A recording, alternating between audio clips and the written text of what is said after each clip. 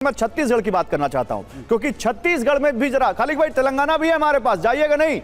मुझे लग रहा है कि आप थोड़ा रेस्टलेस हो रहे हैं और आपको कुछ बोलना है, लेकिन मैं तेलंगाना पे आपसे बात करूंगा, लेकिन छत्तीसगढ़ दिखा देता हूं। छत्तीसगढ़ अगर जीती तो धान पर ज्यादा एमएसपी, 10 लाख तक मुफ्त इलाज, 500 रुपए में गैस सिलेंडर और विवाहित महिला को सालाना 12,000। और किसानों, ये बीजेपी अगर जीती तो ये जो उनके वादे हैं ये कामयाब साबित होते दिखेंगे। लेकिन किसानों की कर्ज माफी, केजी से पीजी तक मुफ्त शिक्षा, 200 यूनिट तक फ्री बिजली, महिला समूह का कर्ज माफ, ये जो यहां पर भूपेश बघेल ने या कांग्रेस ने वादे किए हैं, इसका मतलब ये पूरी तरह से फ्लॉप। लेकिन इसी को पलट देते हैं और जरा ये देखिए, अगर कांग्रेस जीतती है तो किसानों की कर्ज माफी, केजी से पीजी तक मुफ्त शिक्षा, 200 यूनिट तक फ्री बिजली और महिला समूह का कर्ज माफ, जो इनके फ्लैगशिप यहां पर वादे रहे हैं, वो इसका मतलब हिट है अगर कांग्रेस जीतती है तो। और फिर बीजेपी के जो वादे हैं, धान पर ज्यादा एमएसपी, 10 लाख तक मुफ्त इलाज, 500 रुपए में गैस सिलेंडर, विवाहित महिला को सालाना 12,000, इसका मतलब ये नहीं हुआ। चलिए, क्योंकि अब तेलंगाना की भी बात कर लेते हैं, खालिद भाई बहुत देर से बैठे हुए, तो तेलंगाना के बारे में अब आपको बताते हैं। तेलंगाना अगर कांग्रेस जीती तो इसका मतलब ओपीएस की वापसी, 500 रुपए में गैस सिलेंडर, 200 यूनिट तक बिजली फ्री, उच्च शिक्षा पर लड़की को फ्री स्कूटी, ये कांग्रेस के वादे हिट हो गए। और ओपीएस पर एक समिति बनाने की बात, गरीब परिवार को 400 रुपए में एलपीजी सिलेंडर देने का वादा, बीपीएल परिवार को 5 लाख रुपए का बीमा और जूनियर कॉलेज में हॉस्टल का जो वादा केसीआर ने किया वो नहीं चला। लेकिन अगर बीआरएस जीतती है इसका मतलब ये चल रहा है और फिर ओपीएस की वापसी नहीं होगी, 500 रुपए में गैस सिलेंडर की बात जो कांग्रेस कह रही है वो नहीं होगा और चीजें एकदम उलट जाएंगी। खालिद भाई, लेकिन आरआरआर डरा रहा है क्या आपको? ये ओपीएस, ये 500 का सिलेंडर, ये 200 यूनिट फ्री बिजली रिकॉर्ड बनाने से रोक देगा क्या? बिल्कुल नहीं, क्योंकि हमारी जो योजनाएं रही है अब तक के 9.5 साल की, अगर आप देखेंगे तो हर वर्ग खुश है उससे, किसान भी खुश है उससे, विद्यार्थी भी खुश है उससे, और माइनॉरिटीज खुश है, और हर वर्ग का आदमी खुश है। और ये जो है कांग्रेस ने अभी जो गारंटीज का जो ऐलान किया है, उन्होंने कर्नाटक के बाद ये ऐलान किया है, मगर जैसा कि आपने देखा है। खालिद भाई ये बताइए, अगर सिचुएशन टाइट हो गई और जैसा कि हमारे पोल में भी लग रहा था एक टाइम की हंग असेंबली आ सकती है, अभी तो क्लियर कांग्रेस को पोल स्टेट के सर्वे में मेजोरिटी है, अभी नहीं कह सकते। अगर आ गई तो क्या करेंगे? फिर क्या करेंगे आप बताइए? अगर कहीं हंग वाली सिचुएशन आ गई या पोल सिचुएशन टाइट हो गई तो? नहीं, देखिए, जहां तक हमारी इंटरनल सर्वे है और हमने कॉन्स्टिट्यूंसी वाइज किया है और बूथ वाइज सर्वे हमने किया है, और मैं आपसे ये कह सकता हूं कि कल सुबह आप 10 बजे तक देखेंगे जो ट्रेंड्स आएंगे आपके सामने, और 11 बजे तक मैं आपसे ये कहूंगा कि हम यहाँ पे तेलंगाना में सरकार बनाने जा रहे हैं। सर, वो तो हम 9:30 बजे बताने वाले हैं, आप क्या बात कर रहे हैं? डेटा मुशाहिद तो आपके सामने दावा कर रहे हैं, मैं वो नहीं पूछ रहा हूं। मैं तो ये पूछ रहा हूं, अगर 9:30 बजे भी ये स्थिति आ गई कि आपको दूसरी पार्टी की मदद लेनी पड़ी तो कांग्रेस तो आपके साथ आ नहीं रही, फिर किसके पास जाएंगे आप? कौन आएगा आपके साथ? नहीं, देखिए, वो जरूरत ही नहीं पड़ेगी ना। क्यों हम उस सिचुएशन के बारे में सोचे जबकि हम कॉन्फिडेंट? जरूरत पड़ गई तो जरूरत नहीं पड़ेगी, मैं वही कह रहा हूं कि हम पॉलिटिक्स संभावनाओं का खेल है। हमें जनता के ऊपर विश्वास है, हमें अपने काम पे विश्वास है। सर, जनता ने तो अपना भरोसा बंद कर दिया ईवीएम में, अब आगे आपका काम है यहाँ पर। नहीं, मैं कह रहा हूं, ये देखिए, आप ये जो आंकड़े बता रहे हैं ये तो एग्जिट पोल के आंकड़े हैं, इसके ऊपर मैं बिल्कुल, क्योंकि 2018 में भी आपने ये आंकड़े बताए थे, और उसके बाद आपने जब देखा कि जब रिजल्ट आए, जब नतीजे आए, तो इसके उल्टे आए, हमने 90 के ऊपर। अगर बीजेपी आ गई साथ तो कोई दिक्कत तो नहीं है आपको, अगर बीजेपी आपकी मदद करती है? अरे देखिए, बीजेपी यहाँ पे 2 से 3 सीट पे निमट जाएगी गौरव भाई, मैं कह रहा हूं, मेरी बात मान लीजिए आप। नहीं, 3 सीट तो उनके पास ऑलरेडी अभी है। राखी, हाँ, बस राखी जाएंगे क्या बीआरएस को अगर जरूरत पड़ती है? कहीं कोई संभावना है कि बीआरएस को जरूरत नहीं पड़ेगी गौरव भाई, मैं वही तो कह रहा हूं, बीआरएस अपने बलबूते पे सरकार बना। ठीक है, थोड़ा राखी जी भी बोल रहे, ठीक है, अब मैं समझ गया तेलंगाना में आप बोल लेने दीजिए। आपने मुझे अपने चैनल पे बुला के मुझे एक बहुत अच्छा ज्ञान आपने दिया, कांग्रेस का भी मैंने सुना, राखी जी का भी मैंने सुना। जो ज्ञान मैं जानना चाह रहा था राजस्थान और मध्य प्रदेश का, वो आपके चैनल पे मुझे मिल गया है। सर, आप रोज देखिए, आपको रोज ज्ञान मिलेगा, देश से लेकर प्रदेश तक का और चुनाव से लेकर वॉर तक का सब आपको ज्ञान मिलेगा। लेकिन अभी तो हम ये जानना चाहते हैं कि राखी जी, क्या अगर जरूरत पड़ती है खालिक जी की पार्टी को, बीआरएस को, तो कहीं कोई संभावना है क्या? क्योंकि ऐसा तो नहीं है कि आप लोग कभी साथ रहे नहीं। देखिए, इस चीज की कोई संभावना नहीं है, लेकिन मुझे ऐसा लगता है कि हम लोग अपने प्रदर्शन को पिछली बार से इम्प्रूव करेंगे। पहले पिछले असेंबली इलेक्शंस में हमारा वोट परसेंट 7% था, हमने लोकसभा इलेक्शंस में 20% तक लाया इस वोट परसेंट को, और आप देखिएगा कि कल के रिजल्ट के बाद में हमारा वहां पे परफॉर्मेंस जो है वो बेहतर होगा। हर चुनाव को एक चुनौती के रूप में भारतीय जनता पार्टी लेती है, इसलिए देखिएगा आप कि वहां पे रिजल्ट्स बेटर होंगे। अभी ओपीएस की बात बहुत सारी दीपक जी ने कही, मैं तो दीपक जी से यही कहूंगी कि देखिए, राजस्थान में राजकुमारी जैन को ब्रांड एम्बेसडर बनाया था कांग्रेस पार्टी ने ओपीएस का, लेकिन उसको भी सारे लाभ नहीं मिले। आप देखिए, एनपीएस लागू करने वाली कांग्रेस पार्टी जब आप कहती है कि हम ओपीएस लागू करेंगे, तो लोगों में किसी हालत में विश्वास नहीं हो सकता कि वो ऐसा करेगी। जहां तक चेहरों की बात करी, दीपक जी ने अशोक गहलोत की बात करी है राजस्थान में, एक बार चेक कर लें, क्योंकि राहुल गांधी जी, प्रियंका वाड्रा जी जब राजस्थान आई थी तो उन्होंने कहा कि हम सामूहिक नेतृत्व में चुनाव अरे अब राजस्थान चली गई, आप राजस्थान चली गई, आप तेलंगाना से राजस्थान चली गई, मतलब तेलंगाना में ना सीटें आपको ज्यादा मिल रही, ना आपके लिए ज्यादा कुछ कहने को आपने मान लिया, आपने ही मान लिया। मैं तो तेलंगाना की बात कर रहा था, लेकिन फिर भी अभी तेलंगाना पे रहते हैं राखी जी, आते हैं आप राजस्थान पर आते हैं राखी जी, अभी हमारे पास समय है, थोड़ा सा ज्यादा नहीं लेकिन है। लेकिन अब कांग्रेस से क्या बात करें? दीपक भाई कुछ कहना चाहते हैं? आपकी तो बल्ले बल्ले दीपक भाई, आपको तो हम दिखा रहे हैं कि पोलस्टैट के सर्वे में आपकी सरकार बन सकती है। मैं एक डेटा मुशाहिद से रिएक्शन ले लूं अगर आपकी इजाजत हो तो। 10 सेकंड दूं?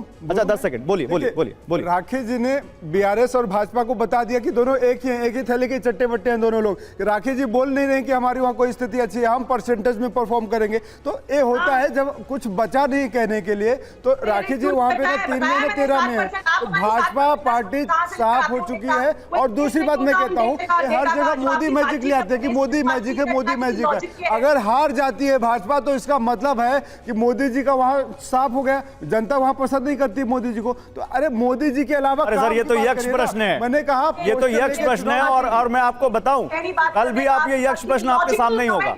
डेटा मुशाहिद से पूछ लेते हैं, डेटा मुशाहिद से इसी यक्ष प्रश्न का सवाल लेते हैं। बात है, एक मिनट गौरव भाई, एक पोस्टर लेके जाते हैं मोदी जी को वोट दे दो। अरे भाई क्यों दे दे वोट मोदी जी को? कुछ काम तो बताओ, कुछ काम तो करो। पहली बार थोड़ी ना हो रहा है, मोदी जी का चेहरा देखो। अरे चेहरा देखने के लिए बॉलीवुड में पहली बार थोड़ी ना हो रहा है।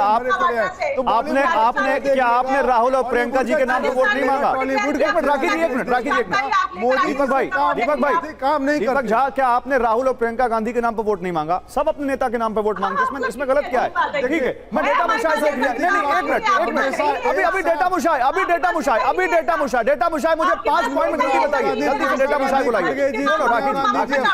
कमलनाथ, राखी जी, दीपक जी एक मिनट रुकिए। डेटा मुशाहिद मुझे ये बताइए 5 पॉइंट में जल्दी से, समय कम है। ये जो एग्जिट पोल में आपके ऊपर चारों तरफ ऊपर नीचे दाएं बाएं जो नंबर चल रहे हैं, अगर ये तब्दील होते हैं नतीजों में तो कारण बताइए 5 जल्दी से, क्या कारण रहेंगे 5? नहीं देखिए, राजस्थान में एग्जिट पोल का नतीजा में बहुत क्लोज आ रहा है, तो मतलब पिछले जैसे 2013 में हुआ था, उसका पहले हुआ था, मतलब ये क्लोज कंटेस्ट रहेगा।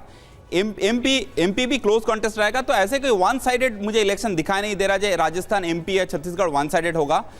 तेलंगाना बहुत ही इंटरेस्टिंग होगा, और इसमें तेलंगाना में region wise different election results आ सकता है। मैंने तेलंगाना घुमा हूं, मुझे लगा जो एक इशू जहां पर इसमें मेंशन नहीं है, जो फ्री बस जो टिकट फॉर द फीमेल्स, क्योंकि देखिए ये बॉर्डरिंग स्टेट है कर्नाटका। तेलंगाना में कांग्रेस को ऑक्सीजन मिला था कर्नाटका रिजल्ट के बाद से।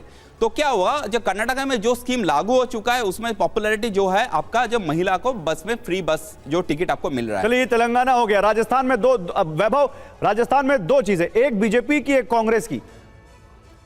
अशोक गहलोत की गारंटीज की जीत होगी, और अगर बीजेपी जीती है तो वो आप समझ लीजिए कि वही रिवाज जो है वही बदल रहा है, बाकी कुछ नहीं। मध्य प्रदेश में पार्थो, देखिए मध्य प्रदेश में क्या है, आप देखेंगे 6 एरिया में 3 एरिया पिछले बार कांग्रेस वोट किया था, 3 एरिया डिफरेंट। इसमें चंबल एरिया में बहुत फोकस रहेगा। उधर सिंधिया जी कांग्रेस छोड़कर बीजेपी में गया है। तो ये सिंधिया जी का बहुत बड़ा टेस्ट होने जा रहा है। चंबल एरिया में कौन जीतेगा उसको, मतलब अगर वहां पर बीजेपी जीती तो Jyotiraditya Scindia hit. Yes definitely, अब आपको बोलना ही चाहिए। ठीक है, और नरेंद्र सिंह तोमर, नहीं डेफिनेट नरेंद्र सिंह तोमर भी देखिए सब एज ए टीम काम कर रहा है, नॉट ए सिंगल पर्सनालिटी। तो जो टीम है वो टीम काम कर गया। तो चंबल एरिया बहुत इंपॉर्टेंट है। चंबल एरिया डिसाइड टीम है तो टीम में 6 पैरेलल चेहरे क्यों खड़े कर दिए फिर? नहीं, और आप छत्तीसगढ़ में अगर आएंगे तो छत्तीसगढ़ में देखिए 2018 का नतीजा थोड़ा अलग टाइप का था। मुझे लग रहा है जो क्लोज इलेक्शन था वही ट्रेंड में जा रहा है। अच्छा मुझे एक चीज बताइए, राजस्थान और एमपी 2 जगह पर जो केंद्रीय मंत्री और जो वहां पर सांसद उतारे उसका कोई फर्क पड़ा क्या? हाँ देखिए, ये स्ट्रैटेजी था। आप देखेंगे जो एमपी में देखिए जो 7 एमपी को लड़ाया गया उसमें 4 एमपी महाकौशल जो एरिया है उससे लड़ाया गया। तो ये बीजेपी का स्ट्रैटेजिक डिसीजन है। बीजेपी ऐसे नहीं सोच कर कोई मतलब अचानक कुछ नहीं करता है। तो सोच है कि हाँ ये एरिया मुझे जीतना है, ये एरिया में मुझे ऑल टॉप। मैं कहां कह रहा हूं कि बीजेपी बिना सोचे समझे कैंडिडेट उतार देती है। मैं ये पूछ रहा हूं राजस्थान में वैभव अगर वहां पर केंद्रीय मंत्री आ गए, अगर वहां पर राजस्थान में सांसद आ गए तो इसका कोई फर्क पड़ा जमीन पर, ये बताइए वैभव। देखिए राजस्थान में उन्होंने 7 जगहों पर अपने मंत्री और सांसदों को चुनाव मैदान में उतारा था। हाँ। लेकिन जो असर है वो कोई ज़्यादा न होता हुआ मुझे नज़र नहीं आ रहा। कई सांसद मुझे ऐसा लग रहा है फंसी, अपनी सीटें फंसी। लेकिन बीजेपी के लिए एक प्लस पॉइंट ये है कि ये जो 7 सीटें हैं ये बीजेपी काफ़ी समय से जीती नहीं थी। तो अगर यहाँ पर कुछ भी प्लस होता है बीजेपी का और बागियों का क्या है? राजवर्धन राठौड़ का तो बड़ा विरोध हुआ था। बिल्कुल, राज्यवर्धन राठौड़ का वहाँ पर विरोध हुआ था। जोटवाड़ा से राखी जी भी वहीं से चुनाव में लड़ना चाहती थी। लेकिन वो सीट पे विरोध होने के बावजूद वो सीट कॉन्स्टिट्यूंसी इतनी बड़ी है, कांग्रेस ने जो कैंडिडेट जो दिया वो कैंडिडेट बहुत लेट उतारा, इसलिए वो आउट ऑफ द पिक्चर लग रहे हैं। और कहीं ना कहीं यहाँ पर बीजेपी को राज्यवर्धन राठौड़ अपने निकाल सकते हैं इसी। ठीक है। छत्तीसगढ़ में जल्दी से पार्थो, छत्तीसगढ़। देखिए छत्तीसगढ़ में 2018 का रिजल्ट था, थोड़ा यूनिक रिजल्ट था। कभी खालिक भाई रुकिए बस 2 मिनट बोलिए पार्थो, बोलिए। तो छत्तीसगढ़ में ऐसा रिजल्ट आया नहीं था। अभी मुझे लग रहा है बैक टू नॉर्मल में आ जाएंगे। यहाँ पर क्या होगा, जो ओबीसी चांग उसमें साहू, यादव और कुर्मी ये 3 कम्युनिटी है, इसका वोटिंग पैटर्न बहुत इंटरेस्टिंग रहेगा। और छत्तीसगढ़ में 32% ट्राइबल वोट है, मतलब 1/3 वोटर ट्राइबल है। तो ट्राइबल वोटिंग कैसे होगा बस्तर रीजन में, ये साउथ रीजन ऑफ छत्तीसगढ़, ये तो क्या मान ले फिर ओबीसी के बड़े नेता बन गए भूपेश बघेल? नहीं देखिए, मुझे नहीं लग रहा है इस इलेक्शन में वो आएगा जो एग्जिट पोल का ट्रेंड है। मुझे लग रहा है ओबीसी से शायद थोड़ा सा vote definitely Bhupesh Baghel ji miss कर रहा है। साहू और यादव में थोड़ा प्रॉब्लम है कांग्रेस को, ये मुझे लग रहा है। ठीक है, साहू और यादव में प्रॉब्लम है और वो वहां पर उनके लिए थोड़ा सा मुसीबत साबित कर सकता है। ठीक है, जल्दी से एक यहां पर कॉमेंट ले लेता हूं मैं। राखी जी, 2023 की ये पिक्चर क्या 2024 के लिए आपके लिए कोई आधार सेट करती है? जल्दी से। देखिए हर चुनाव डिफरेंट चुनाव होता है, हर चुनाव का बेसिस डिफरेंट होता है। हम अपने जनता के द्वारा जनता को जो हमने काम किया उनके बेसिस पर हम लोग जाएंगे। और आपने 2018 के रिजल्ट्स के बाद में 2019 में हमने 2014 से बेटर रिजल्ट्स दिखाए थे, हम वो एग्जांपल भी है।